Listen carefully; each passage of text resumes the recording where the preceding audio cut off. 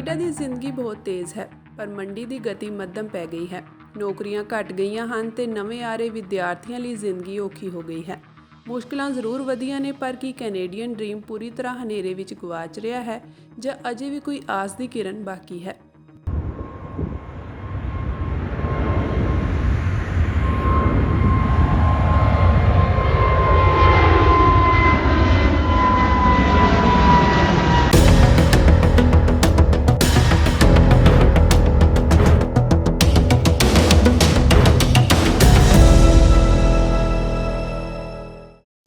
Canada ਦੇ ਵਿੱਚ ਨਵੇਂ ਆ ਰਹੇ ਵਿਦਿਆਰਥੀਆਂ ਦੇ ਲਈ ਹਾਲਾਤ ਕਿਹੋ ਜਿਹੇ ਨੇ?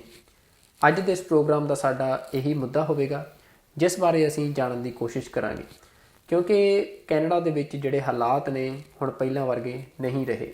ਖਾਸ ਤੌਰ 'ਤੇ ਜੇ ਅਸੀਂ ਜੋਬ ਓਪਰਚੁਨਿਟੀਜ਼ ਦੀ ਗੱਲ ਕਰਨੀ ਹੋਵੇ ਤਾਂ ਉਹ ਲਗਾਤਾਰ ਘਟੀਆਂ ਨੇ, ਅਤੇ ਨਾਲ ਹੀ ਦੂਜੇ ਪਾਸੇ ਜਿਹੜੀ ਮਹਿੰਗਾਈ ਆ, ਜਿਹੜੀਆਂ ਰੋਜ਼ਮਰਾ ਦੀਆਂ ਵਸਤਾਂ ਨੇ, ਖਾਣ ਪੀਣ ਦੀਆਂ ਖਾਸ ਤੌਰ 'ਤੇ ਗਰੋਸਰੀਜ਼ ਨੇ, ਉਹਨਾਂ ਦੀਆਂ ਕੀਮਤਾਂ ਜਿਹੜੀਆਂ ਨੇ ਉਹ ਲਗਾਤਾਰ ਵਧੀਆਂ ਨੇ, ਅਤੇ ਘਰਾਂ ਦੇ ਜਿਹੜੇ ਕਿਰਾਏ ਨੇ, ਰੈਂਟ ਨੇ, ਉਹ ਵੀ ਕਾਫੀ ਵਧੇ ਨੇ, ਜਿਸ ਕਾਰਨ ਜਿਹੜੇ ਨਵੇਂ ਆ ਰਹੇ ਵਿਦਿਆਰਥੀ ਨੇ ਉਹਨਾਂ ਦੇ ਲਈ ਕਾਫੀ ਮੁਸ਼ਕਿਲਾਂ ਵੱਧ ਚੁੱਕੀਆਂ ਨੇ, ਜਿਸ ਬਾਰੇ ਲੋਕ ਲਗਾਤਾਰ ਸੋਸ਼ਲ ਮੀਡੀਆ 'ਤੇ ਬੋਲ ਵੀ ਰਹੇ ਨੇ, ਲਗਾਤਾਰ ਇਸ ਬਾਰੇ ਗੱਲ ਵੀ ਹੋ ਰਹੀ ਆ। ਸਾਡੀ ਇਹ ਕੋਸ਼ਿਸ਼ ਆ ਕਿ ਅਸੀਂ ਇਸ ਪ੍ਰੋਗਰਾਮ ਦੇ ਰਾਹੀਂ ਜਿਹੜੀ ਗਰਾਊਂਡ ਸਿਚੁਏਸ਼ਨ ਆ ਉਹ ਤੁਹਾਡੇ ਤੱਕ ਪਹੁੰਚਦੀ ਕਰੀਏ, ਤਾਂ ਕਿ ਜਿਹੜੇ ਮਾਪੇ ਨੇ ਵਿਦਿਆਰਥੀਆਂ ਦੇ ਪੰਜਾਬ ਦੇ ਵਿੱਚ ਉਹਨਾਂ ਨੂੰ ਵੀ ਸਿਚੁਏਸ਼ਨ ਦਾ ਪਤਾ ਲੱਗ ਸਕੇ, ਅਤੇ ਨਾਲ ਹੀ ਜਿਹੜੇ ਨਵੇਂ ਵਿਦਿਆਰਥੀ ਪਲਾਨ ਕਰ ਰਹੇ ਨੇ ਕੈਨੇਡਾ ਆਉਣ ਦਾ, ਉਹ ਵੀ ਜੋ ਹੁਣ ਸਿਚੁਏਸ਼ਨਸ ਨੇ ਉਸ ਮੁਤਾਬਕ ਆਪਣੀ ਪਲੈਨਿੰਗ ਕਰ ਸਕਣ। ਅਸੀਂ ਗੱਲਬਾਤ ਕੀਤੀ ਪਿਛਲੇ 1 ਸਾਲ ਦੇ ਵਿੱਚ। ਖਾਸ ਤੌਰ 'ਤੇ ਸਾਡੀ ਕੋਸ਼ਿਸ਼ ਰਹੀ ਕਿ ਅਸੀਂ ਉਸ ਵਿਦਿਆਰਥੀ ਨਾਲ ਗੱਲ ਕਰੀਏ ਜੋ ਪਿਛਲੇ ਸਾਲ ਦਸੰਬਰ ਦੇ ਵਿੱਚ ਜੋ ਵਿਦਿਆਰਥੀ ਕੈਨੇਡਾ ਦੇ ਵਿੱਚ ਆਏ, ਅਤੇ ਉਹਨਾਂ ਦੀ ਜੋ ਸਿਚੁਏਸ਼ਨ ਆ ਇਸ ਸਮੇਂ ਉਹ ਜਾਣਨ ਦੀ ਅਸੀਂ ਕੋਸ਼ਿਸ਼ ਕੀਤੀ, ਅਤੇ ਵਿਦਿਆਰਥੀ ਸਰਬਜੀਤ ਸਿੰਘ ਦੇ ਨਾਲ ਜੋ ਗੱਲਬਾਤ ਕੀਤੀ, ਜੋ ਵਿਦਿਆਰਥੀ ਸਰਬਜੀਤ ਸਿੰਘ ਨੇ ਦੱਸਿਆ, ਆਓ ਸੁਣਦੇ ਹਾਂ। ਮੇਰਾ ਨਾਮ ਸਰਬਜੀਤ ਸਿੰਘ ਆ, ਅਤੇ ਮੈਂ ਦਸੰਬਰ 2022 ਦੇ ਵਿੱਚ ਕੈਨੇਡਾ ਆਇਆ ਸੀ, ਅਤੇ ਜੈਨ ਮੇਰਾ ਇਨਟੇਕ ਸੀ, ਅਤੇ ਜਾਰਜੀਅਨ ਆਈਲੈਕ ਕਾਲਜ ਸੀਗਾ ਟੋਰਾਂਟੋ। ਮੇਰੇ ਮਨ ਵਿੱਚ ਬਹੁਤ ਜ਼ਿਆਦਾ ਖਿਆਲ ਸੀ, ਜਿੱਦਾਂ ਹਰੇਕ ਪੰਜਾਬ ਦੇ ਵਿੱਚ ਹਾਈਪ ਬਣੀ ਹੁੰਦੀ ਆ ਕਿ ਕੈਨੇਡਾ ਦੇ ਵਿੱਚ ਸਾਨੂੰ ਬਹੁਤ ਜ਼ਿਆਦਾ ਅਸੀਂ ਪੈਸੇ ਕਮਾਵਾਂਗੇ, ਘਰਾਂ ਵੀ ਭੇਜਾਂਗੇ ਅਤੇ ਕੰਮ ਵੀ ਕਰਾਂਗੇ, ਫੀਸਾਂ ਕੱਢਾਂਗੇ। ਜਿਵੇਂ ਕਿ ਮੈਂ ਮਿਡਿਓਕਰ ਫੈਮਿਲੀ ਤੋਂ ਬਿਲੋਂਗ ਕਰਦਾ ਹਾਂ, ਹੈ ਨਾ, ਅਤੇ ਮੋਸਟ ਆਫ ਦਾ ਜਿਹੜੇ ਸਾਡੇ ਸਟੂਡੈਂਟਸ ਹੁਣ ਆ ਰਹੇ ਨੇ ਜਾਂ ਆਉਣਗੇ ਅੱਗੇ, ਅਤੇ ਮੋਸਟ ਆਫ ਦਾ ਟਾਈਮ ਘਰ ਦੇ ਉਹਨਾਂ ਨੂੰ ਕਰਜ਼ਾ ਚੱਕ ਕੇ ਜਾਂ ਫਿਰ ਉਹਨਾਂ ਦੀ ਜ਼ਮੀਨਾਂ ਵੇਚ ਕੇ ਆਉਂਦੇ ਨੇ, ਅਤੇ ਫਿਰ ਉਹਨਾਂ ਦਾ ਇਹੀ ਸਭ ਤੋਂ ਪਹਿਲਾਂ ਤਾਂ ਖੁਆਬ ਹੁੰਦਾ ਕਿ ਆਪਾਂ ਇੱਥੇ ਆ ਕੇ ਫੀਸਾਂ ਕੱਢੀਏ। ਜਿਵੇਂ ਕਿ ਮੋਸਟਲੀ ਸਟੂਡੈਂਟਸ ਹੁੰਦੇ ਨੇ ਉਹ ਸਾਰੇ ਸਾਲ ਦੀ ਫੀਸ ਭਰ ਕੇ ਆਉਂਦੇ ਨੇ, ਮੀਨਸ 2 ਸਮੈਸਟਰਸ ਦੀ ਭਰ ਕੇ ਆਉਂਦੇ ਨੇ, ਅਤੇ 4 ਮੰਥਸ ਦਾ ਇੱਕ ਸਮੈਸਟਰ ਹੁੰਦਾ ਆ ਇੱਥੇ, ਅਤੇ 2 ਸਮੈਸਟਰਸ ਦੀ ਫੀਸ ਭਰ ਕੇ ਆਉਂਦੇ ਨੇ। ਅਤੇ ਫਿਰ ਜਦੋਂ ਉਹ ਲੈਂਡ ਹੁੰਦੇ ਨੇ ਤਾਂ ਉਹਨਾਂ ਕੋਲ ਸਿਰਫ 8 ਮਹੀਨੇ ਹੁੰਦੇ ਨੇ ਅਗਲੀ ਫੀਸ ਜੋੜਨ ਦੇ ਲਈ। ਮੇਰੇ ਕੋਲ ਵੀ ਸਿਰਫ 8 ਮਹੀਨੇ ਸੀ ਅਗਲੀ ਫੀਸ ਜੋੜਨ ਦੇ ਲਈ, ਅਤੇ ਐਵਰੇਜ ਦੇਖਿਆ ਜਾਵੇ ਤਾਂ ਇੱਥੇ ਐਵਰੇਜ 4 ਮੰਥਸ ਜਾਂ 1 ਸਮੈਸਟਰ ਦੀ ਕਹਿ ਸਕਦੇ ਹਾਂ, ਤਾਂ 1 ਸਮੈਸਟਰ ਦੀ ਫੀਸ ਸਾਡੀ ਜਾਂਦੀ ਹੈਗੀ $8,500, ਹੈ ਨਾ। ਉਸ ਤੋਂ ਉੱਪਰ ਵੀ ਚਲੇ ਜਾਂਦੀ ਹੈ ਜੇ ਤੁਹਾਡੀ ਵਧੀਆ ਯੂਨੀਵਰਸਿਟੀ ਆ, ਹੈ ਨਾ, $9,500 ਵੀ ਹੋ ਸਕਦੀ ਆ। ਅਤੇ ਉਸ ਤੋਂ ਬਾਅਦ ਦੇਖਿਆ ਜਾਵੇ ਤਾਂ ਸਾਨੂੰ ਸਿਰਫ 1 ਸਮੈਸਟਰ ਦੀ ਫੀਸ ਭਰਨੀ ਪੈਂਦੀ ਆ, ਅਤੇ ਉਸ ਤੋਂ ਬਾਅਦ ਸਾਨੂੰ ਫਿਰ 4 ਮਹੀਨੇ ਦਾ ਗੈਪ ਮਿਲਦਾ ਹੈ, ਮਤਲਬ 3rd ਸਮੈਸਟਰ ਦੀ ਫੀਸ ਭਰਨੀ ਹੈ ਪਹਿਲਾਂ ਆਪਾਂ, ਉਸ ਤੋਂ ਬਾਅਦ ਆਪਾਂ 4th ਸਮੈਸਟਰ ਦੀ ਫੀਸ ਭਰਨੀ ਹੈ। ਤੁਹਾਡਾ ਮੇਨਲੀ ਫੋਕਸ ਹੁੰਦਾ ਹੈ ਕਿ ਆਪਾਂ ਪਹਿਲਾਂ 3rd ਸਮੈਸਟਰ ਦੀ ਫੀਸ ਕੱਢੀਏ, ਅਤੇ ਉਹਦੇ ਲਈ ਸਾਡੇ ਕੋਲ 8 ਮੰਥਸ ਹੁੰਦੇ ਨੇ ਪ੍ਰੋਪਰ। ਮੈਨੂੰ ਵੀ ਬਹੁਤ ਵਧੀਆ ਲੱਗਿਆ ਪਹਿਲਾਂ ਤਾਂ ਕੈਨੇਡਾ ਆ ਕੇ, ਹੈ ਨਾ, ਕਿ ਮਾਹੌਲ ਬਹੁਤ ਵਧੀਆ ਸੀਗਾ, ਸਾਫ਼ ਸਫਾਈ ਬਹੁਤ ਵਧੀਆ ਸੀਗੀ, ਅਤੇ ਅਸੀਂ ਦੇਖਿਆ ਕਿ ਓਪਰਚੁਨਿਟੀਜ਼ ਬਹੁਤ ਨੇ, ਹੈ ਨਾ, ਕਿ ਹਾਂ ਆਪਾਂ ਇਹ ਵੀ ਕਰ ਸਕਦੇ ਹਾਂ, ਉਹ ਵੀ ਕਰ ਸਕਦੇ ਹਾਂ। ਬਟ ਜਦ ਆਪਾਂ ਗਰਾਊਂਡ ਰਿਐਲਿਟੀ 'ਤੇ ਆਏ ਹਾਂ, ਹੈ ਨਾ, ਮਹੀਨਾ ਕੁ ਅਸੀਂ ਘੁੰਮਦੇ ਹਾਂ, ਹੈ ਨਾ, ਕਿ ਚਲੋ ਕੋਈ ਨਾ ਆਪਾਂ ਅੱਗੇ ਕੰਮ ਹੀ ਕਰਨਾ, ਹੈ ਨਾ, ਤਾਂ ਆਪਾਂ ਅਪਲਾਈ ਕਰਨਾ ਸ਼ੁਰੂ ਕਰਦੇ ਹਾਂ, ਔਨਲਾਈਨ ਅਪਲਾਈ ਕਰਦੇ ਹਾਂ। ਜਿੱਦਾਂ ਕਿ ਇੱਥੇ ਮੋਸਟ ਆਫ ਦਾ ਟਾਈਮ ਸਾਰੀਆਂ ਕੰਪਨੀਜ਼ ਔਨਲਾਈਨ ਹਾਇਰ ਕਰਦੀਆਂ ਨੇ, ਅਤੇ ਆਪਾਂ ਔਨਲਾਈਨ ਅਪਲਾਈ ਕਰਦੇ ਹਾਂ। ਤਾਂ ਆਪਾਂ ਦੇਖਿਆ ਕਿ ਆਪਾਂ ਬਹੁਤ ਜ਼ਿਆਦਾ, ਮੈਂ ਦਿਨ ਦੇ ਵਿੱਚ ਆਪਣਾ ਐਕਸਪੀਰੀਅੰਸ ਦੱਸਦਾ ਤਾਂ ਮੈਂ 100 ਮੇਲਸ ਵੀ ਕਰਦਾ ਸੀਗਾ, ਕਦੇ ਲਿੰਕਡਇਨ 'ਤੇ, ਕਦੇ ਕਿਸੇ ਹੋਰ ਵੈੱਬਸਾਈਟ 'ਤੇ, ਅਤੇ ਹੋਰ ਵੀ ਨੇ ਜਿਵੇਂ ਖਿਜੀਜੀ ਹੋ ਗਿਆ ਹੈ ਨਾ। ਅਤੇ ਆਪਾਂ ਉਹਨਾਂ ਨੂੰ ਮੈਸੇਜ ਕਰਨੇ, ਉਹਨਾਂ ਨੂੰ ਮੇਲਾਂ ਪਾਉਣੀਆਂ ਕਿ ਸਾਨੂੰ ਹਾਇਰ ਕਰ ਲਓ, ਆਪਾਂ ਅਵੇਲੇਬਲ ਆ, ਹੈ ਨਾ। ਅਤੇ ਅੱਗੋਂ ਸਾਨੂੰ ਕੋਈ ਰਿਸਪੌਂਸ ਨਹੀਂ ਆਉਣਾ, ਅਤੇ ਰਿਸਪੌਂਸ ਆਉਣਾ ਵੀ ਤਾਂ 20 ਦਿਨਾਂ ਬਾਅਦ, 15 ਦਿਨਾਂ ਬਾਅਦ, ਕਿ ਤੁਹਾਡੀ ਐਪਲੀਕੇਸ਼ਨ ਅਸੀਂ ਅੱਗੇ ਨਹੀਂ ਕਰ ਸਕਦੇ, ਕਿ ਤੁਸੀਂ ਐਲੀਜੀਬਲ ਨਹੀਂ ਹੋ। ਬਿਕੋਜ਼ ਕਿਉਂ, ਇੱਥੇ ਗੱਲ ਕੀ ਹੈ, ਸਭ ਤੋਂ ਪਹਿਲਾਂ ਤਾਂ ਕਿ ਜਿਹੜੇ ਸਟੂਡੈਂਟਸ ਆਉਂਦੇ ਨੇ ਉਹ ਪਾਰਟ ਟਾਈਮ ਹੁੰਦੇ ਨੇ। ਹਾਂ, ਕੈਨੇਡੀਅਨ ਗਵਰਨਮੈਂਟ ਨੇ ਕੀਤਾ ਹੋਇਆ ਕਿ ਜਿਹੜੇ 7 ਅਕਤੂਬਰ 2022 ਤੋਂ ਪਹਿਲਾਂ ਦੀ ਜਿਨ੍ਹਾਂ ਦੀਆਂ ਫਾਈਲਸ ਨੇ ਸਟੂਡੈਂਟਸ ਦੀਆਂ, ਉਹ ਫੁੱਲ ਟਾਈਮ ਕਰ ਸਕਦੇ ਨੇ। ਬਟ ਜਿਹੜੇ ਉਸ ਤੋਂ ਬਾਅਦ ਆਏ ਨੇ, ਜਾਂ ਜਿਨ੍ਹਾਂ ਦੀ ਉਸ ਤੋਂ ਬਾਅਦ ਫਾਈਲ ਲੌਜ ਹੋਈ ਆ, ਅਤੇ ਉਹ ਸਿਰਫ ਪਾਰਟ ਟਾਈਮ ਕਰ ਸਕਦੇ ਸੀਗੇ। ਅਤੇ ਮੈਂ ਵੀ ਉਹਨਾਂ ਵਿੱਚੋਂ ਇੱਕ ਸੀ, ਅਤੇ ਮੇਰੇ ਕੋਲ ਵੀ ਸਿਰਫ 20 ਆਵਰਸ ਸੀਗਾ ਵਰਕ ਪਰਮਿਟ। ਅਤੇ ਉਸ ਤੋਂ ਬਾਅਦ ਜਦੋਂ ਮੈਂ ਅਪਲਾਈ ਕਰਦਾ ਸੀਗਾ, ਅਤੇ ਮੈਨੂੰ ਅੱਗੋਂ ਕੋਈ ਰਿਸਪੌਂਸ ਨਹੀਂ ਆਉਂਦਾ ਸੀਗਾ। ਅਤੇ ਜਦੋਂ 1 ਮਹੀਨਾ ਟੱਪਿਆ, 2 ਮਹੀਨੇ ਟੱਪੇ, ਅਤੇ ਤੀਜਾ ਮਹੀਨਾ ਟੱਪਿਆ, ਇੱਦਾਂ ਹੀ ਕਰਦੇ ਕਰਦੇ ਅਪਲਾਈ ਕਰਨਾ, ਏਜੰਸੀਜ਼ ਕੋਲ ਜਾਣਾ, ਵਾਕ ਇਨ ਕਰਨਾ, ਅਤੇ ਹਰੇਕ ਨੇ ਹੀ ਅੱਗੇ ਤੋਂ ਜਵਾਬ ਦੇਣਾ ਕਿ ਸਰ ਜੀ ਸਾਡੇ ਕੋਲ ਤਾਂ ਹਾਲੇ ਕੰਮ ਨਹੀਂ, ਜਦੋਂ ਵੀ ਹੋਊਗਾ ਤੁਹਾਨੂੰ ਬੁਲਾਵਾਂਗੇ ਜ਼ਰੂਰ, ਹੈ ਨਾ। ਅਤੇ ਅੱਗੇ ਤੋਂ ਇੱਦਾਂ ਕਹਿ ਕੇ ਸਾਨੂੰ ਤੋਰ ਦੇਣਾ। ਤਾਂ ਬੜੇ ਨਿਰਾਸ਼ ਹੋਣਾ, ਹੈ ਨਾ, ਕਿ ਹੁਣ ਇਸ ਟਾਈਮ ਸਾਡੇ ਕੋਲ ਕੋਈ ਉਹ ਨਹੀਂ ਹੈ, ਸੋਰਸ ਨਹੀਂ ਹੈ। ਅਤੇ ਅੱਗੇ ਅੱਗੇ ਜਿਵੇਂ ਜਿਵੇਂ ਸਾਡੇ ਮਹੀਨੇ ਵੱਧਦੇ ਜਾਂਦੇ ਆ, ਹੈ ਨਾ, ਸਾਡੇ ਅੱਗੇ ਅੱਗੇ ਫੀਸ ਦੇ ਦਿਨ ਵੀ ਨੇੜੇ ਆਉਂਦੇ ਜਾਂਦੇ ਆ ਕਿ ਅਸੀਂ $8,500 ਫੀਸ ਭਰਨੀ ਹੈ। ਅਤੇ $8,500 ਜੇ ਦੇਖਿਆ ਜਾਵੇ ਤਾਂ ਕੋਈ ਘੱਟ ਫੀਸ ਨਹੀਂ ਹੁੰਦੀ ਹੈ। ਅਤੇ ਦੇਖ ਸਕਦੇ ਹੋ 4.5 ਤੋਂ 5 ਲੱਖ ਰੁਪਈਆ ਇੰਡੀਆ ਦਾ ਬਣ ਸਕਦਾ। ਮੈਂ ਐਗਜ਼ੈਕਟ ਨਹੀਂ ਦੱਸ ਰਿਹਾ, ਠੀਕ ਹੈ, ਬਟ ਐਵਰੇਜ ਇੰਨਾ ਕੁ ਬਣ ਜਾਂਦਾ ਹੈ। ਅਤੇ ਇਹ ਵੀ ਬਹੁਤ ਹੁੰਦੇ ਨੇ ਇੱਕ ਸਟੂਡੈਂਟ ਲਈ, ਜਿਹੜਾ ਇੱਥੇ ਆ ਕੇ ਜਿਹਨੇ ਆਪਣਾ ਰੈਂਟ ਵੀ ਕੱਢਣਾ ਆ, ਠੀਕ ਹੈ। ਅਤੇ ਉਸ ਤੋਂ ਬਾਅਦ ਰੈਂਟ ਤੋਂ ਬਾਅਦ ਜੇ ਗਰੋਸਰੀ ਵੀ ਹੈ ਨਾ, ਜੇ ਤੁਸੀਂ ਬੱਸ ਦੇ ਵਿੱਚ ਟਰੈਵਲ ਕਰਦੇ ਹੋ, ਹੈ ਨਾ, ਅਤੇ ਉਹਦੇ ਪੈਸੇ ਵੀ ਕੱਢਣੇ ਆ, ਅਤੇ ਉਹਦੇ ਲਈ ਬਹੁਤ ਜ਼ਿਆਦਾ ਹੁੰਦਾ ਆ। ਅਤੇ ਚਲੋ ਆਪਾਂ 2 ਮਹੀਨੇ ਲੰਘੇ, 3 ਮਹੀਨੇ ਲੰਘੇ, ਅਤੇ ਮੈਂ ਕਾਫੀ ਕੁਛ ਦੇਖਿਆ, ਹੈ ਨਾ, ਇੱਥੇ ਬੱਸਾਂ ਦੇ ਵਿੱਚ ਸਫ਼ਰ ਕਰਨਾ, ਹੈ ਨਾ। ਅਤੇ ਇੱਥੇ ਐਂ ਨਹੀਂ ਹੈ ਕਿ ਆਪਾਂ ਇੰਡੀਆ ਵਾਂਗ ਕਿ ਹਾਂ ਇੱਥੋਂ ਤੋਂ ਜੇ ਆਪਾਂ 20 ਕਿਲੋਮੀਟਰ ਜਾਣਾ ਹੈ, 30 ਕਿਲੋਮੀਟਰ ਜਾਣਾ, ਤਾਂ ਉਹੀ ਐਵਰੇਜ 20 ਜਾਂ 30 ਮਿੰਟਸ ਲੱਗਦੇ ਨੇ। ਤਾਂ ਉਰੇ ਤੁਸੀਂ ਜੇ ਕੋਲ ਵੀ ਜਾਣਾ ਹੈ, 10 ਮਿੰਟ ਦੀ ਦੂਰੀ 'ਤੇ ਵੀ ਜਾਣਾ ਹੈ, ਤਾਂ ਤੁਹਾਨੂੰ ਘੰਟਾ 2-2 ਘੰਟੇ ਲੱਗ ਜਾਂਦੇ ਨੇ। ਅਤੇ ਉਸ ਤੋਂ ਬਾਅਦ 3 ਮਹੀਨੇ ਹੋ ਗਏ, ਆਪਾਂ ਫ਼ੋਨ ਕਰਨੇ ਸ਼ੁਰੂ ਕਰਤੇ, ਹੈ ਨਾ। ਜਿਹੜੇ ਆਪਣੇ ਫਰੈਂਡਸ ਹੁੰਦੇ ਨੇ, ਆਪਣੇ ਰਿਸ਼ਤੇਦਾਰ ਹੁੰਦੇ ਨੇ, ਉਹਨਾਂ ਨੂੰ ਫ਼ੋਨ ਕਰਨਾ, ਹੈ ਨਾ, ਉਹਨਾਂ ਤੋਂ ਪੁੱਛਣਾ ਜੀ ਸਾਨੂੰ ਕੰਮ ਲਵਾ ਦਿਓ, ਸਾਨੂੰ ਕੰਮ ਲਵਾ ਦਿਓ। ਅਤੇ ਅੱਗੇ ਅੱਗੇ ਉਹ ਵੀ ਗੱਲ ਕਰਦੇ ਨੇ, ਬਟ ਜਦ ਦੇਖਿਆ ਇੱਥੇ ਹਾਲ, ਤਾਂ ਰਿਸੈਸ਼ਨ ਕਰਕੇ ਕਿਤੇ ਵੀ ਨਹੀਂ ਸੀਗਾ ਕੰਮ। ਅਤੇ ਅਸੀਂ ਬਹੁਤ ਜ਼ਿਆਦਾ, ਜਿਹਨੂੰ ਕਹਿ ਆ ਕਿ ਵਰਸ ਹੋ ਚੁੱਕੀ ਸੀਗੀ ਸਿਚੁਏਸ਼ਨ। ਅਤੇ ਜਿਹੜੀ ਸਾਡੇ ਕੋਲ ਇੱਕੋ ਸੋਰਸ ਸੀਗਾ ਜਿਹਦੇ ਨਾਲ ਆਪਾਂ ਰੈਂਟ ਕੱਢ ਸਕਦੇ ਸੀਗੇ, ਅਤੇ ਜਿਹਦੇ ਨਾਲ ਆਪਾਂ ਉਹ ਕਰ ਸਕਦੇ ਸੀਗੇ, ਰੈਂਟ ਕੱਢ ਸਕਦੇ, ਗਰੋਸਰੀ ਦੇ ਸਕਦੇ, ਟਰੈਵਲਿੰਗ ਦੇ ਖਰਚੇ ਕੱਢ ਸਕਦੇ, ਉਹ ਸੀਗੀ ਸਾਡੀ GIC।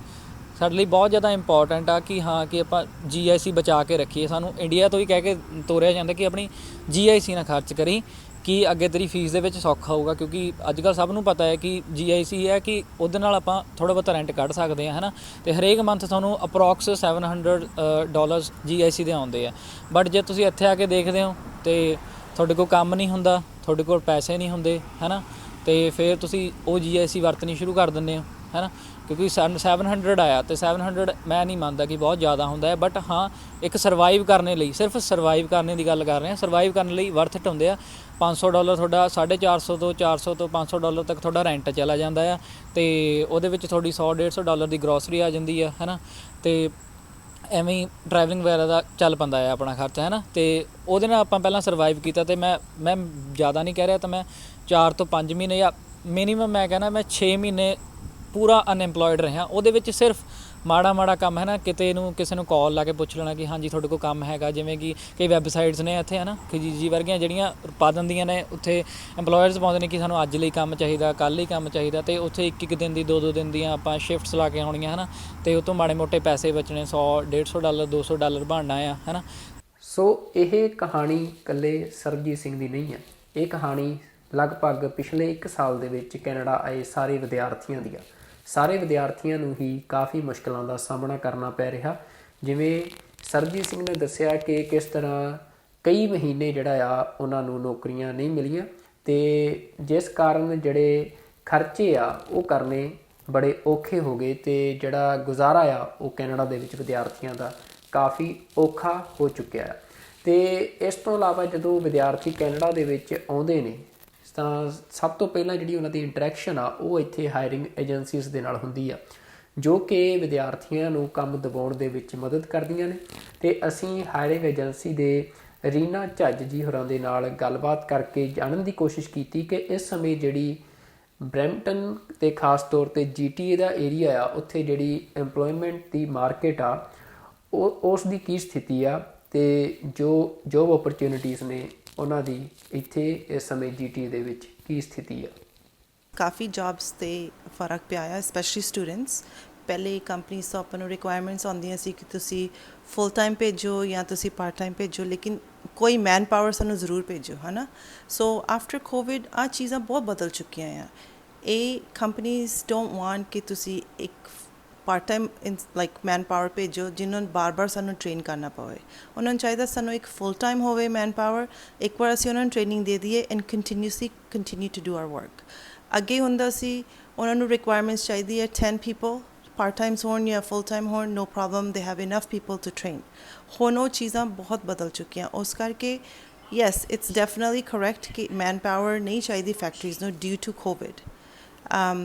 ਕਾਸਟ ਕਟਿੰਗ ਕਾਫੀ ਕਰ ਰਹੇ ਡਿਊ ਟੂ ਇਨਫਲੇਸ਼ਨ, ਹੈ ਨਾ। ਕੋਵਿਡ ਦੇ ਨਾਲ ਕਾਫੀ ਕਾਸਟ ਕਟਿੰਗ ਹੋ ਰਹੀ ਹੈ। Factories are not asking for man power as much as ਦੇ ਯੂਜ਼ਡ ਟੂ। ਮੈਂ ਇਹ ਵੀ ਨਹੀਂ ਕਹਿੰਦਾ ਕਿ ਉਰੇ ਜੇ ਤੁਸੀਂ ਫੀਸ ਨਹੀਂ ਕੱਢ ਸਕਦੇ, ਮੈਂ ਇਹ ਨਹੀਂ ਕਹਿੰਦਾ ਕਿ ਹਾਂ ਕਿ 8500 ਬਹੁਤ ਜ਼ਿਆਦਾ ਨੇ, ਹੈ ਨਾ, ਕਿ ਤੁਸੀਂ ਫੀਸ ਨਹੀਂ ਕੱਢ ਸਕਦੇ ਜੀ। 8 ਮਹੀਨੇ ਕੰਮ ਕਰਕੇ ਜਾਂ 4 ਮਹੀਨੇ ਕੰਮ ਕਰਕੇ ਤੁਸੀਂ ਫੀਸ ਨਹੀਂ ਕੱਢ ਸਕਦੇ, ਤੁਸੀਂ ਕੱਢ ਸਕਦੇ ਹੋ। ਬਟ ਗੱਲ ਕਿੱਥੇ ਆ ਜਾਂਦੀ ਹੈ? ਕੰਮ 'ਤੇ। ਜਿਵੇਂ ਕਿ ਹੁਣ ਸਭ ਨੂੰ ਪਤਾ ਹੀ ਹੈ ਕਿ ਇੱਥੇ ਕੈਨੇਡਾ ਦੇ ਵਿੱਚ ਰਿਸੈਸ਼ਨ ਆਇਆ ਹੋਇਆ ਅਤੇ ਸਟੂਡੈਂਟਸ ਬਹੁਤ ਜ਼ਿਆਦਾ ਨੇ, ਹੈ ਨਾ, ਅਤੇ ਮੋਸਟਲੀ ਫਰੈਸ਼ਰਸ ਨੇ ਅਤੇ 12ਵੀਂ ਕਰਕੇ ਆਏ ਹੋਏ ਨੇ, ਅਤੇ ਉਹਨਾਂ ਨੂੰ ਕੋਈ ਈਜ਼ੀਲੀ ਰੱਖਦਾ ਨਹੀਂ ਹੈ। ਸਾਰੇ ਚਾਹੁੰਦੇ ਨੇ ਕਿ ਸਕਿਲਡ ਵਰਕਰ ਰੱਖੀਏ ਜਿਹਨੂੰ ਕੰਮ ਆਲਰੇਡੀ ਆਉਂਦਾ ਹੋਵੇ ਅਤੇ ਸਾਨੂੰ ਸਿਖਾਉਣਾ ਨਾ ਪਵੇ। ਅਤੇ ਉੱਪਰੋਂ ਪਾਰਟ ਟਾਈਮ ਹੁੰਦੇ ਨੇ ਸਟੂਡੈਂਟਸ, ਅਤੇ ਉਹਦੇ ਕਰਕੇ ਸਟੂਡੈਂਟਸ ਨੂੰ ਉਹ ਰੱਖਦੇ ਨਹੀਂ, ਪ੍ਰੈਫਰ ਨਹੀਂ ਕਰਦੇ, ਠੀਕ ਹੈ। ਅਤੇ ਆਪਾਂ ਕਰਦੇ ਹਾਂ ਸਿਰਫ ਜਨਰਲ ਲੇਬਰ ਵਾਲਾ ਕੰਮ, ਹੈ ਨਾ, ਅਤੇ ਤਾਂ ਕਰਕੇ ਸਾਨੂੰ ਜੋਬਸ ਬਹੁਤ ਪਹਿਲੀ ਲਿਮਿਟਡ ਹੁੰਦੀਆਂ ਨੇ, ਅਤੇ ਉਹਦੇ ਵਿੱਚ ਵੀ ਕੋਈ ਨਾ ਕੋਈ ਹੁੰਦਾ ਆ ਆਲਰੇਡੀ। ਤੁਹਾਡੇ ਕੋਲ ਜੇ ਇੱਕ ਜੋਬ ਹੈ ਤਾਂ ਉਹਦੇ ਪਿੱਛੇ ਤੁਹਾਡੇ 10 ਬੰਦੇ ਖੜ੍ਹੇ ਨੇ, ਜਾਂ ਤੁਸੀਂ ਕਹਿ ਸਕਦੇ ਹੋ 100 ਬੰਦੇ ਖੜ੍ਹੇ ਨੇ ਉਹੀ ਜੋਬ ਨੂੰ ਗ੍ਰੈਬ ਕਰਨ ਦੇ ਲਈ, ਹੈ ਨਾ। ਅਤੇ ਉਹ ਹੋ ਜਾਂਦਾ ਹੈ, ਚਲੋ ਰੈਫਰੈਂਸ ਪਵਾ ਕੇ ਮੈਨੂੰ ਜੋਬ ਮਿਲ ਗਈ, ਹੈ ਨਾ, ਅਤੇ ਆਪਣਾ ਥੋੜ੍ਹੀ ਬਹੁਤੀ GIC ਸੇਵ ਹੋਣ ਲੱਗ ਜਾਂਦੀ ਹੈ। ਜਦੋਂ ਆਪਾਂ ਜੋਬ 'ਤੇ ਜਿਹੜਾ ਜਾਣ ਲੱਗ ਪੈਂਦੇ ਹਾਂ ਤਾਂ ਸਾਡੀ ਵੀਕਲੀ ਪੇ ਆਉਣ ਲੱਗ ਪੈਂਦੀ, ਬਾਏ ਵੀਕਲੀ ਪੇ ਆਉਣ ਲੱਗ ਪੈਂਦੀ ਹੈ, ਅਤੇ ਥੋੜ੍ਹੇ ਬਹੁਤੇ ਸੇਵ ਹੋ ਜਾਂਦੇ ਨੇ ਤਾਂ ਆਪਾਂ ਕੱਢ ਸਕਦੇ ਹਾਂ, ਅਤੇ ਆਪਾਂ ਫੀਸ ਵੀ ਕੱਢ ਸਕਦੇ ਹਾਂ। ਬਟ ਜੇ ਕਰੰਟਲੀ ਗੱਲ ਕਰੀ ਜਾਵੇ ਇੱਥੇ ਦੀ, ਤਾਂ ਇੱਥੇ ਉਹ ਕੰਡੀਸ਼ਨ ਨਹੀਂ ਆ ਕਿ ਜੇ ਦੇਖਿਆ ਜਾਵੇ ਸਟੂਡੈਂਟ ਲਈ, ਕਿ ਜੇ ਸਟੂਡੈਂਟ ਹੁਣ ਕਰੰਟ ਟਾਈਮ ਦੇ ਵਿੱਚ ਆ ਰਿਹਾ ਤਾਂ ਬਹੁਤ ਜ਼ਿਆਦਾ ਔਖਾ ਹੈ ਫੀਸ ਕੱਢਣਾ। ਅਤੇ ਹੋ ਜਾਂਦਾ ਹੈ ਕਿ ਮੋਸਟ ਆਫ ਦਾ ਟਾਈਮ ਕਈ ਵਾਰ ਸਟੂਡੈਂਟਸ ਨੂੰ ਘਰੋਂ ਵੀ ਮੰਗਵਾਉਣੇ ਪੈਂਦੇ ਨੇ ਪੈਸੇ। ਕੀ ਕਰੀਏ ਕਿ ਫੀਸ ਵੀ ਦੇਣੀ ਹੁੰਦੀ ਹੈ ਅੱਗੇ, ਜੇ ਆਪਾਂ ਫੀਸ ਨਹੀਂ ਭਰਦੇ, ਇਨਰੋਲ ਨਹੀਂ ਹੁੰਦੇ, ਤਾਂ ਸਾਡਾ ਗੈਪ ਪੈ ਜਾਂਦਾ ਹੈ ਸਟੱਡੀ ਦੇ ਵਿੱਚ, ਅਤੇ ਉਹ ਅਨਓਫੀਸ਼ੀਅਲ ਗੈਪ ਹੁੰਦਾ ਹੈ, ਅਤੇ ਉਹ ਕੈਨੇਡੀਅਨ ਗਵਰਨਮੈਂਟ ਅਪਰੂਵ ਨਹੀਂ ਕਰਦੀ। ਕਈ ਵਾਰ ਤੁਹਾਡਾ ਵਰਕ ਪਰਮਿਟ ਨਹੀਂ ਅੱਗੇ ਅਪਲਾਈ ਕਰ ਸਕਦੇ ਆਪਾਂ। ਪਹਿਲੇ ਤਾਂ ਲੈਂਡ ਹੁੰਦੇ ਸੀ ਆਲਮੋਸਟ ਸੈਕਿੰਡ ਡੇ 3rd ਡੇ ਤੁਸੀਂ ਜੌਬ 'ਤੇ ਜਾ ਸਕਦੇ ਸੀ, ਤੁਸੀਂ ਕੋਈ ਕੈਸ਼ 'ਤੇ ਕੰਮ ਕਰਨਾ ਜਾਂ ਰਿਕੁਆਇਰਮੈਂਟਸ ਬਹੁਤ ਹੁੰਦੀਆਂ ਸੀਗੀਆਂ। ਹੁਣ ਡੈਫੀਨਿਟਲੀ ਇਟਸ ਲਾਈਕ 6-7 ਮੰਥਸ ਹੋ ਜਾਂਦੇ ਕਈ ਵਾਰੀ। if you do it proper legitimate way, which means working on sin, ਤੁਹਾਨੂੰ ਟਾਈਮ ਲੱਗ ਜਾਂਦਾ ਜੌਬ ਲੈਣ ਲਈ, ਹੈ ਨਾ। as far as blaming somebody or who do I hold responsible for this, I mean, it's a very vague question. Of course I would hold government responsible for it, because ਉਹਨਾਂ ਨੂੰ ਦੇਖਣਾ ਚਾਹੀਦਾ ਕਿ ਜਿਹੜੀ population already Canada 'ਚ ਆ ਚੁੱਕੀ ਆ, ਤੁਸੀਂ ਉਹਨਾਂ ਨੂੰ ਪਹਿਲੇ take care ਕਰੋ before you open immigration for the rest। ਕਿਉਂਕਿ ਜੋ ਆਲਰੇਡੀ ਆਪਣੇ ਇੱਥੇ ਪਾਪੂਲੇਸ਼ਨ ਸਫਰ ਕਰ ਰਹੀ ਹੈ, ਤੁਸੀਂ ਹੋਰ ਲਿਆਈ ਜਾ ਰਹੇ ਹੋ, ਉਹਨਾਂ ਨੇ ਵੀ ਤਾਂ ਨਾਲ ਸਫਰ ਕਰਨਾ, ਹੈ ਨਾ। ਪਹਿਲੇ ਤੁਸੀਂ ਆਪਣੀ ਇਕਾਨਮੀ ਨੂੰ ਠੀਕ ਕਰੋ ਇਨ ਟਰਮਸ ਆਫ ਜਿਹੜੇ ਇੱਥੇ ਆਲਰੇਡੀ ਸਟੂਡੈਂਟਸ ਜਾਂ ਇਮੀਗ੍ਰੈਂਟਸ ਆ, ਕੋਈ ਵੀ ਆ, ਹੈ ਨਾ, ਨੋਰਮਲ ਕੈਨੇਡੀਅਨ ਸਿਟੀਜ਼ਨ ਵੀ ਹੋਵੇ, they all need to be taken care of before you bring in more people into the country. I never expected it to be this bad, है ना। Like काफ़ी फ़र्क पे आया, काफ़ी students on phone कर दिया, they want to get jobs, है ना। I mean, if I speculate things, I mean, I honestly don't see it being any better in coming future, क्योंकि क्या जा रहा है from government के like in order to maintain economy at its current rate right now, it's very important that they bring in more immigration, and apne immigrants ਜਿਹੜੇ ਆਉਂਦੇ ਆ almost 30 to 40% ਤਾਂ ਉਹ ਆਪਣਾ ਬਿਜ਼ਨਸ ਹੀ ਲੈ ਕੇ ਆਉਂਦੇ ਆ। ਸੋ ਜੇ ਕੈਨੇਡਾ 'ਚ ਬਿਜ਼ਨਸ ਆਊਗਾ ਤੇ ਆਬਵੀਅਸਲੀ ਇਕਾਨਮੀ ਦਾ ਬੂਮ ਰਹੂਗਾ, ਹੈ ਨਾ। ਤੇ as far as it getting better, I don't like general labor ਤਾਂ ਮੈਨੂੰ ਲੱਗਦਾ ਨਹੀਂ ਹਲੇ any better ਹੋਊਗਾ। ਬਾਕੀ I could be wrong, I hope I'm wrong, because I see a lot of students out there, they need work. ਇੱਕ ਗੱਲ ਆਪਾਂ ਕੈਨੇਡਾ ਸਾਨੂੰ ਬਹੁਤ ਵਧੀਆ ਸਿਖਾਉਂਦਾ ਹੈ ਕਿ ਇੱਥੇ ਕੰਮ ਕੋਈ ਛੋਟਾ ਵੱਡਾ ਨਹੀਂ ਹੁੰਦਾ, ਠੀਕ ਹੈ। ਆਪਾਂ ਇੰਡੀਆ, ਮੈਂ ਆਪਣੀ ਵੀ ਗੱਲ ਕਰਦਾ ਹਾਂ, ਸਾਡੇ ਵੀ ਘਰ ਦੇ ਕਹਿੰਦੇ ਸੀਗੇ ਕਿ ਕੋਈ ਕੰਸਟਰਕਸ਼ਨ ਦਾ ਕੰਮ ਕਰ ਲਓ, ਪਲੰਬਰ ਦਾ ਕਰ ਲਓ, ਹੈ ਨਾ, ਜਿਵੇਂ ਕਿ ਸਾਰੇ ਸੁਣਦੇ ਨੇ ਕਿ ਉਰੇ ਵਧੀਆ ਪੇ ਮਿਲਦੀ ਹੈ ਸਕਿੱਲ ਕੰਮ ਦੀ, ਹੈ ਨਾ, ਅਤੇ ਕੰਸਟਰਕਸ਼ਨ ਦਾ ਕਰ ਲਓ, ਪਲੰਬਰ ਦਾ ਕਰ ਲਓ। ਤਾਂ ਆਪਾਂ ਨਹੀਂ ਕਰਦੇ, ਆਪਾਂ ਸੋਚਦੇ ਹਾਂ ਕਿ ਕੀ ਕੰਮ ਕਰਨਾ ਹੈ, ਨਹੀਂ ਆਪਾਂ ਵਧੀਆ ਕਰਾਂਗੇ ਜੋਬ, ਕੋਈ ਆਫਿਸ ਜੋਬ ਕਰਾਂਗੇ ਉੱਥੇ ਜਾ ਕੇ, ਜਾਂ ਫਿਰ ਕਲੀਨ ਜੋਬ ਕਰਾਂਗੇ। ਬਟ ਕੈਨੇਡਾ ਨੇ ਸਾਨੂੰ ਇੱਕ ਚੀਜ਼ ਸਿਖਾਈ ਆ ਕਿ ਹੁਣ ਤੱਕ ਮੈਂ ਦੇਖਿਆ ਕਿ ਜਿਹੜਾ ਵੀ ਕੰਮ ਕਰਦੇ ਹਾਂ ਆਪਾਂ, ਤਾਂ ਸਾਨੂੰ ਸਾਰੇ ਕੰਮ ਕੋਈ ਛੋਟਾ ਵੱਡਾ ਨਹੀਂ ਹੈ, ਅਤੇ ਹਰੇਕ ਕੰਮ ਵਧੀਆ ਆ ਉਰੇ ਕਰਨਾ, ਹੈ ਨਾ। ਤਾਂ ਉਰੇ ਲੋਕ ਕਰਦੇ ਨੇ, ਕਲੀਨਿੰਗ ਦੀ ਜੋਬ ਵੀ ਕਰਦੇ ਨੇ, ਠੀਕ ਹੈ, ਪਲੰਬਰ ਦੀ ਜੋਬ ਵੀ ਕਰਦੇ ਨੇ, ਕੰਸਟਰਕਸ਼ਨ ਦੀ ਜੋਬ ਵੀ ਕਰਦੇ ਨੇ, ਅਤੇ ਉਹ ਜੋਬਸ ਦੇ ਵਿੱਚ ਪੇ ਰੇਟ ਬਹੁਤ ਜ਼ਿਆਦਾ ਹਾਈ ਹੈ। ਤਾਂ ਫਸਟ ਆਫ ਆਲ ਤਾਂ ਮੈਂ ਇਹੀ ਕਹਿਣਾ ਆ ਜੀ, ਜਿਹੜਾ ਵੀ ਸਟੂਡੈਂਟ ਆਉਂਦਾ ਆ, ਠੀਕ ਹੈ, ਜੇ ਤੁਹਾਡੇ ਕੋਲ ਹੁੰਦਾ ਹੀ ਹੈ ਮੋਸਟ ਆਫ ਦਾ ਟਾਈਮ, ਆਲਸ ਕਰਨ ਤੋਂ ਬਾਅਦ ਜਦੋਂ ਆਪਾਂ ਫਾਈਲ ਲੌਂਚ ਕਰਦੇ, ਸਾਡੇ ਕੋਲ ਬਹੁਤ ਜ਼ਿਆਦਾ ਟਾਈਮ ਹੁੰਦਾ, 4-4 5-5 ਮਹੀਨੇ ਦਾ ਟਾਈਮ ਹੁੰਦਾ।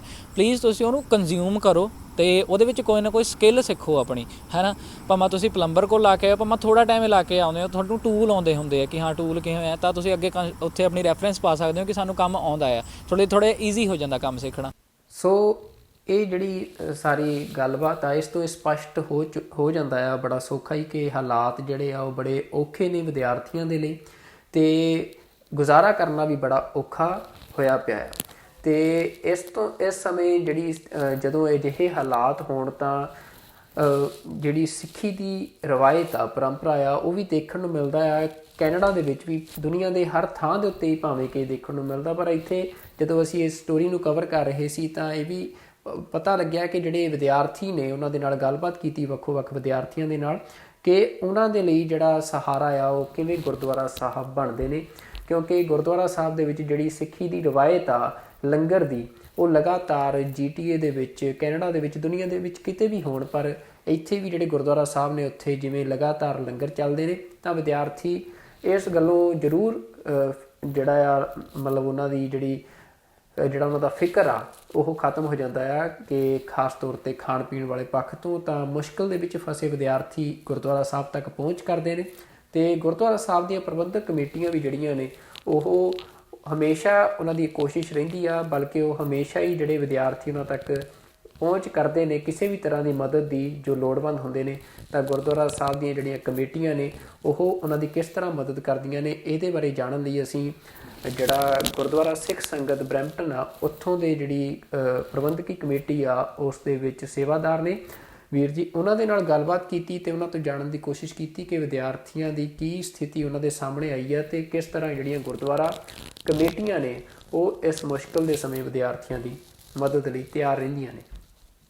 ਜਿੰਨੇ ਵੀ ਕਹਿ ਲਓ ਕੈਨੇਡਾ ਦੇ ਵਿੱਚ ਜਾਂ ਕਹਿ ਲਓ ਹੋਰ ਵੀ ਬਾਕੀ ਦੇਸ਼ਾਂ 'ਚ ਵੀ ਗੁਰਦੁਆਰਾ ਸਾਹਿਬਾਨ ਨੇ, ਸਭ ਤੋਂ ਵੱਡੀ ਹੈਲਪ ਤਾਂ ਕਹਿ ਲਓ ਬਈ ਜਿਹੜੀ ਹੈਗੀ ਆ ਬੇਸਿਕ ਨੀਡ, ਜਿਹੜੀ ਸਾਡੀ ਫੂਡ ਹੈਗੀ ਆ, ਲੰਗਰ ਪਾਣੀ ਹਰ ਗੁਰਦੁਆਰਾ ਸਾਹਿਬ ਦੇ ਵਿੱਚ ਚੱਲਦਾ।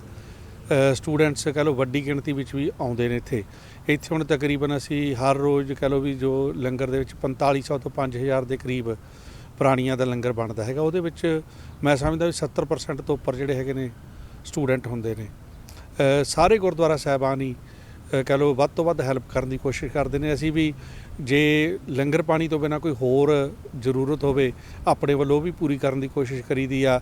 ਜੇ ਕੋਈ ਆਪਣੇ ਸੁੱਕੀ ਰਸਦ ਲੈ ਕੇ ਜਾਣਾ ਚਾਹੁੰਦਾ, ਗਰੋਸਰੀ ਲੈ ਕੇ ਜਾਣਾ ਚਾਹੁੰਦਾ, ਉਹ ਵੀ ਅਸੀਂ ਪ੍ਰੋਵਾਈਡ ਕਰਦੇ ਹਾਂ। ਉਸ ਤੋਂ ਬਿਨਾਂ ਕਈ ਜਿਹੜੇ ਸਟੂਡੈਂਟ ਨੇ ਉਹਨਾਂ ਨੂੰ ਅਸੀਂ ਫੀਸ ਜਾਂ ਕੋਈ ਇੱਦਾਂ ਦੀ ਵੀ ਹੈਲਪ ਕਈ ਵਾਰੀ ਕੀਤੀ ਹੈਗੀ ਆ। ਇਸ ਤੋਂ ਇਲਾਵਾ ਜਿਵੇਂ ਕਈ ਵਾਰੀ ਹੁੰਦਾ ਵੀ ਕੋਈ ਬੰਦਾ ਕੰਮ ਕਰਾ ਕੇ ਪੈਸੇ ਨਹੀਂ ਦਿੰਦਾ, ਜੇ ਅਸੀਂ ਉਸ ਬਾਰੇ ਵੀ ਜੇ ਕੋਈ ਸਾਨੂੰ ਅਪਰੋਚ ਕਰਦਾ, ਅਸੀਂ ਉਹ ਜਿਹੜਾ ਉਹਦਾ ਮਸਲਾ ਰਿਜ਼ੋਲਵ ਕਰਨ ਦੀ ਕੋਸ਼ਿਸ਼ ਕਰੀਦੀ ਆ।